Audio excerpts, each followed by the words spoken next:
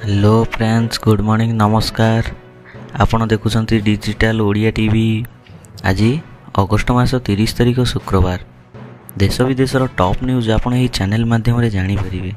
आपण को अनुरोध वीडियोटी को शेष पर्यंत देखंतु एवं चैनल रे नुआ थिले सब्सक्राइब करी वीडियोटी को लाइक करंतु।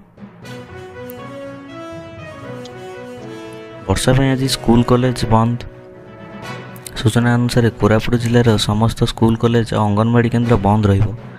वर्षा पई पाणीपाग विभाग रेड वार्निंग देइथिबारु बंद पई सूचना देले राज्य सरकार। परवर्ती खबर, प्रचार पई राज्य कोषरु विपुल टंका खर्च करिसेंती पूर्वतन राज्य सरकार। 5 वर्ष रे प्रचार पई बीजेडी मोट 452 कोटी टंका खर्च करिछि बोली सूचना मिली। परवर्ती खबर, द्वितीय पर्याय रे +3 नाम लेखा आवेदन आसंता 2 तारिख पर्यंत बढ़ाई दि जाइछि। इच्छुक छात्र छात्री माने 2 तारिख राति 11:45 पर्यंत आवेदन करिपरिबे बोली सूचना मिली। परवर्ती खबर, चीन रो निद हजाइला भारत। भारतीय नौसेना रे सामिल हैला शक्तिशाली। कारण भारतीय नौसेना रे सामिल होइछि INS आरिघाट बोली खबर मिली, जहा फल रे जलपथ आउरी दृढ़ हो जाइछि बोली खबर मिली। परवर्ती खबर, केंद्रीय और उत्तर बंगोपसागर रे सृष्टि हैला लघुचाप।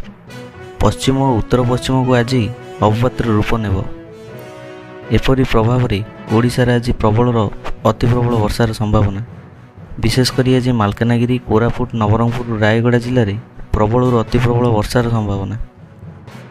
सेहीपरि गंजाम, गजपति, कलाहांडी, कंधमाल, केन्द्रापड़ा, कटक, जगतसिंहपुर, नुआपड़ा, नयागढ़, खोर्धा, पुरी जिले में स्वल्परू मध्यम धरणर वर्षा नहीं आंचलिक पाणीपाग विभाग सूचना।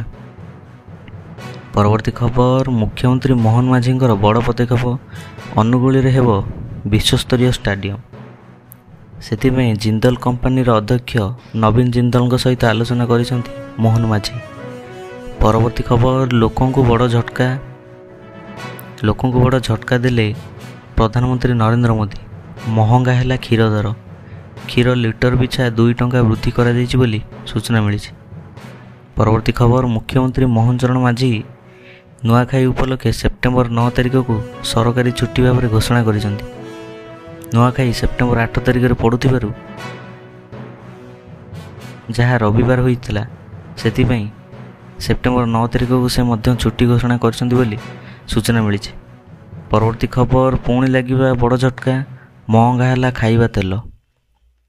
कारण सूर्यमुखी और सोरिष तेलर आमदानी वृद्धि करा जाइछि, जहा फल रे दर बढ़िबा नै अनुमान करा जाउछि। 10 ରୁ 20 टंका वृद्धि करा जिवो बोली सूचना मिली।